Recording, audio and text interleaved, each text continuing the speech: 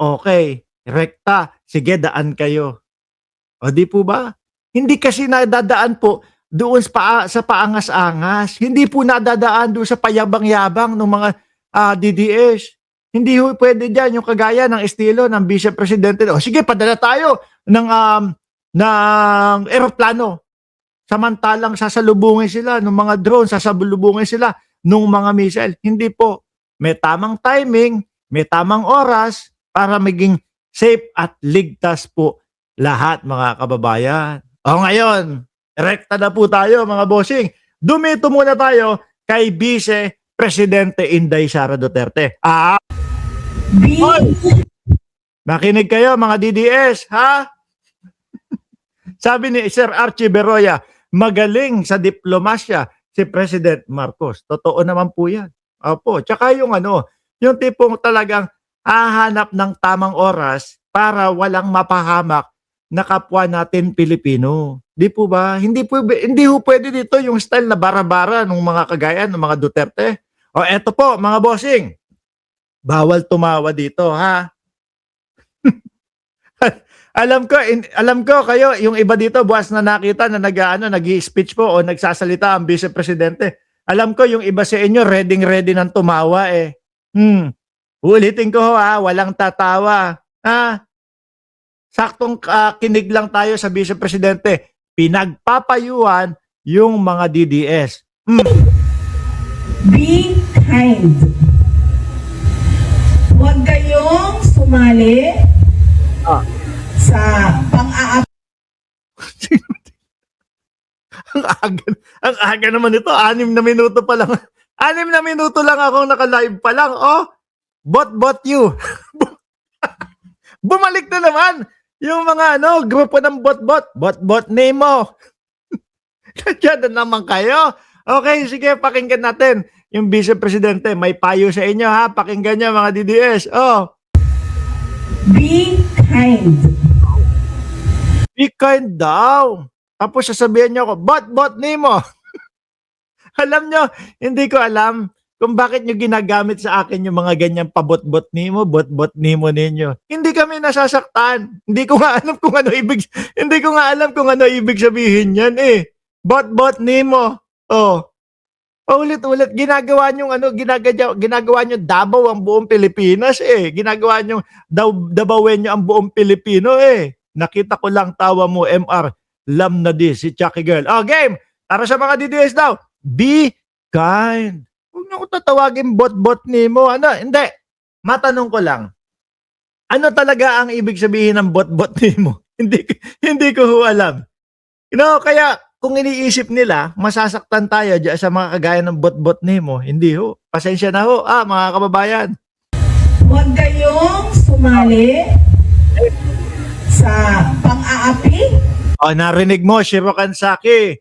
Huwag daw sumali sa pang-aapi. Ha? Tuloy? Ganyan ba talaga mag-deliver ng speech? Parang nasa elementary. Mukhang nasa elementary naman po talaga ang Vice Presidente sa pagkakataong ito eh.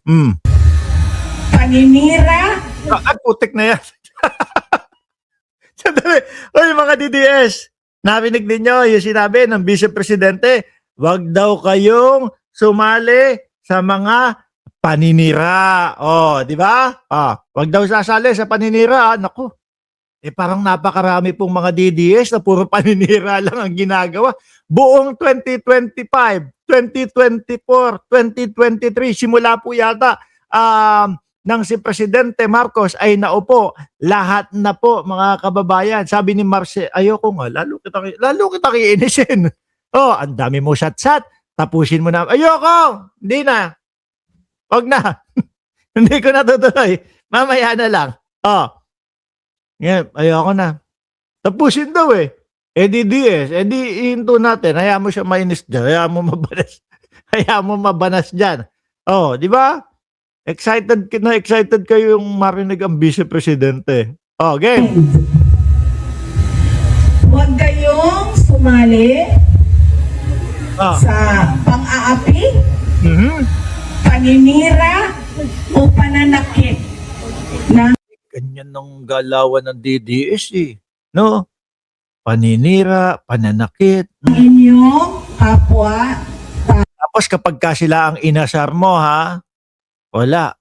Kunwari lang yan, sabi, sinungaling yan, sabi ni Dave. Asa na si Dave? Rivera, oh. Tao.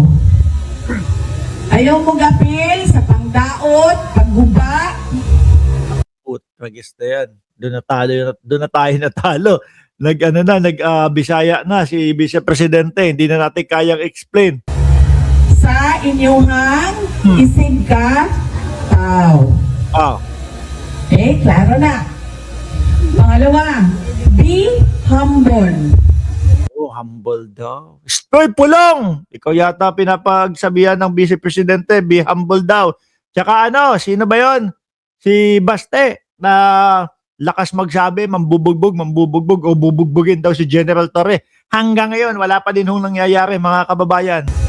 Lahat kayo may iba't ibang talento at kakayahan. Totoo, ang bot-bot nimo ay ewan ko sa wala naman palang kakwenta-kwenta itong mga punyetang mga DDS na ito. ang hina naman pala bumanat ng mga DDS na ito. Gamitin ninyo ang inyong talento at kakayahan para tumulong ng inyong kasamang estudyante. Para sa mga estudyante naman pala, hindi naman pala doon sa mga DDS. Kala ko doon sa mga DDS pinagsasabihan kasi 'di ba alam naman ho natin lahat mga bossing, ang galawan kilusan po ng mga DDS ay puro paninira lang po. Puro kalokohan lang po. Walang magandang maidulot itong mga DDS na ito. 'Di ba? Hanggang ngayon ho mga kababayan. Anyway, rektahin na po natin. May sinasabi si Banat Bay. Dadalhin na po sa Japan. Ayan! Umpisahan na po natin ang main topic natin, mga bossing, ha?